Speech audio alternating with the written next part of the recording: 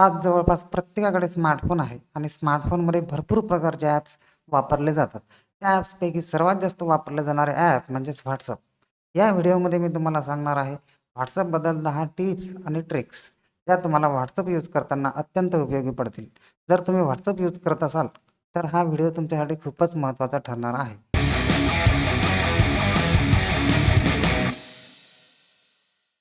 नमस्कार मित्रांनो, मी अनमोल. तुम्ही बघत आहात मराठी युनिव्हर्स. चला तर मग सुरुवात करूया. आपल्याला जर WhatsAppला स्टेटस ठेवायचे असेल आणि ते स्टेटस फक्त काहीच लोकांना किंवा एकाच व्यक्तीला दिसावे असे जर तुम्हाला वाटत असेल, तर स्टेटस ठेवताना सर्वात खालील डाव्या बाजूला असलेल्या स्टेटस या ठिकाणी टॅप करा. त्यानंतर ओन्ली शेअर विथवर टॅप करा. त्यानंतर तुम्हाला हवे असलेले कॉन्टॅक्ट सिलेक्ट करा. सर्वात खाली उजव्या बाजूला असलेल्या राईट मार्कवर टॅप करा. डन करा आणि सेंड करा. आता हे सेंड केलेले स्टेटस फक्त त्याच लोकांना दिसेल जे कॉन्टॅक्ट्स तुम्ही सिलेक्ट केले होते. त्याचप्रमाणे जर तुम्हाला स्टेटस सर्वांनाच दाखवायचे आहे, पण काहीच लोकांना दाखवायचे नाही, तर त्यासाठी त्यावरीलच हे माय कॉन्टॅक्ट एक्सेप्ट हे ऑप्शन निवडून ज्यांना आपले स्टेटस दाखवायचे नाही ते कॉन्टॅक्ट सिलेक्ट करा आणि सेंड करा. आता हे स्टेटस सर्व कॉन्टॅक्ट्सना दिसेल, पण फक्त आपण जे सिलेक्ट केले होते त्याच कॉन्टॅक्टना हे स्टेटस दिसणार नाही. आणि सर्वात वरचं जे ऑप्शन आहे माय कॉन्टॅक्ट्स हे आपलं नेहमीचं ऑप्शन आहे. यामध्ये सर्व कॉन्टॅक्ट्सना आपलं स्टेटस दिसेल. बऱ्याच वेळा आपल्याला एखाद्याला पटकन काहीतरी पाठवायचे असते, पण नंबर सेव्ह नसल्यामुळे अडचण निर्माण होते. नंबर सेव्ह करायला बराच वेळ जातो.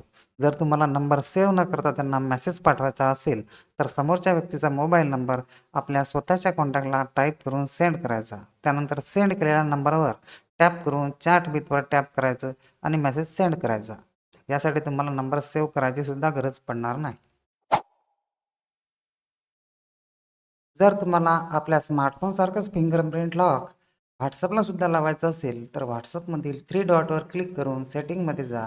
त्यानंतर प्रायव्हसीमध्ये जा. त्यानंतर ॲप लॉकवर टॅप करा आणि अनलॉक विथ बायोमेट्रिक हे ऑप्शन इनेबल करा आणि खालीलपैकी तुम्हाला जे योग्य वाटेल ते ऑप्शन निवडा. आता तुमचं WhatsApp ओपन करायला सुद्धा फिंगरप्रिंट लागेल. आपले काही कॉन्टॅक्ट्स असे असतात की आपल्याला त्यांना नेहमीच मेसेज सेंड करावा लागतो. त्यावेळी लिस्टमध्ये त्यांना लवकर शोधणे कठीण जाते. त्यासाठी आपण अशा प्रकारचे कॉन्टॅक्ट्स पिन करून ठेवू शकतो.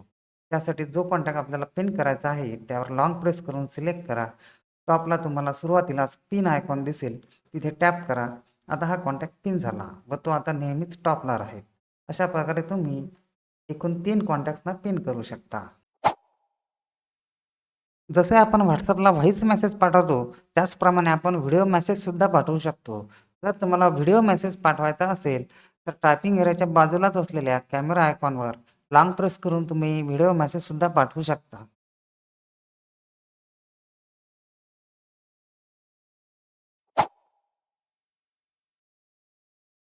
आता तुम्ही एकाच मोबाईलमध्ये आपल्या दोन्ही नंबरचे WhatsApp सहज वापरू शकता. तेही WhatsAppच्या ओरिजिनल ॲपमध्येच. तुम्हाला दुसऱ्या नंबरचे WhatsApp सुरू करायचे असेल, तर 3 डॉटवर क्लिक करून तुम्ही सेटिंगमध्ये जा. वरील प्रोफाईल पिक्चर व नावासमोरील प्लस आयकॉनवर क्लिक करा. खाली ॲड अकाउंटवर टॅप करा. ॲग्री अँड कंटिन्यू करा आणि या ठिकाणी तुमचा दुसरा नंबर टाका. तुमच्या दुसऱ्या नंबरचा WhatsApp आता ॲड झाला आहे. आता तुम्ही पाहिजे तेव्हा 3 डॉटवर क्लिक करून एका अकाउंटमधून दुसऱ्या अकाउंटमध्ये सहजपणे स्विच करू शकता. तसेच सेटिंगमध्ये जाऊन सुद्धा या अकाउंटवरून दुसऱ्या अकाउंटमध्ये तुम्हाला जाता येऊ शकते.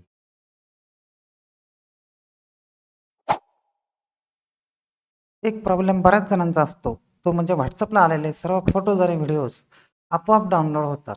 त्यामुळे नको असलेले फोटोसुद्धा डाउनलोड होतात आणि आपली गॅलरी फुल होऊन जाते आणि आपल्याला हवे असलेले फोटोसुद्धा शोधायला खूप अवघड होऊन जाते. हा प्रकार जर तुम्हाला नको असेल, तर 3 डॉटवर क्लिक करून तुम्ही सेटिंगमध्ये जा.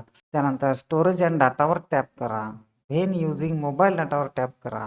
सर्व चेक मार्क्स काढून टाका. ओके करा. त्यानंतर खालील दोन्ही ऑप्शनमधील चेक मार्क्स काढून टाका. ओके करा. आता तुम्हाला आलेले फोटोज, व्हिडिओज आणि डॉक्युमेंट्स आपोआप डाउनलोड होणार नाहीत. जेव्हा एखादा तुम्हाला फोटो, व्हिडिओ किंवा डॉक्युमेंट्स येईल आणि त्यानंतर तुम्ही जेव्हा त्यावर टॅप कराल, तेव्हाच ते डाउनलोड होईल. अन्यथा होणार नाही. तुमचं लास्ट सीन जर दुसऱ्याला दिसायला नको असेल, लास्ट सीन म्हणजे तुम्ही याआधी कधी व्हॉट्सअप ओपन केलं होतं हे जर बाकीच्यांना कळायला नको असे जर तुम्हाला वाटत असेल तर तुम्ही 3 डॉटवर टॅप करून सेटिंगमध्ये जा. त्यानंतर प्रायव्हसीमध्ये जाऊन लास्ट सीन ओपन करा आणि नोबडी हे ऑप्शन सिलेक्ट करा. आता तुमचं लास्ट सीन कोणालाही दिसणार नाही, पण यानंतर तुम्ही सुद्धा बाकीच्यांचे लास्ट सीन पाहू शकणार नाही. आणि इथे आणखी एक ऑप्शन आहे, ते म्हणजे तुम्ही ऑनलाईन आहात हे समोरच्याला दाखवायचं नसेल तर तुम्ही same as a last seen हे ऑप्शन सिलेक्ट करा. म्हणजेच लास्ट सीनप्रमाणेच तुम्ही ऑनलाईन आहात की नाही हे सुद्धा कुणाला कळणार नाही. एखादा व्यक्ती तुम्हाला मेसेज पाठवतो, तो मेसेज तुम्ही ओपन केला की पाठवणाऱ्या व्यक्तीला त्या मेसेजच्या समोर ब्ल्यू टिक दिसते. म्हणजे आपण मेसेज वाचला हे त्याला कळतं. ही ब्ल्यू टिक समोरच्याला दिसू नये असे जर तुम्हाला वाटत असेल तर तुम्ही 3 डॉटवर क्लिक करून सेटिंगमध्ये जा. त्यानंतर प्रायव्हसीमध्ये जाऊन रीड रिसीट या ऑप्शनवर टॅप करून डिसेबल करा. आता तुमची ग्रीन टिक समोरच्याला दिसणार नाही, म्हणजेच तुम्ही मेसेज वाचला की नाही हे त्याला कळणार नाही. परंतु यानंतर तुम्हाला सुद्धा बाकीच्यांचे ग्रीन टिक दिसणार नाहीत. जर तुम्ही PC किंवा लॅपटॉप यूज करत असाल आणि तुम्हाला तुमचं व्हॉट्सअप PCवर चालू करायचं असेल तर PCवरील ब्राउझर ओपन करा.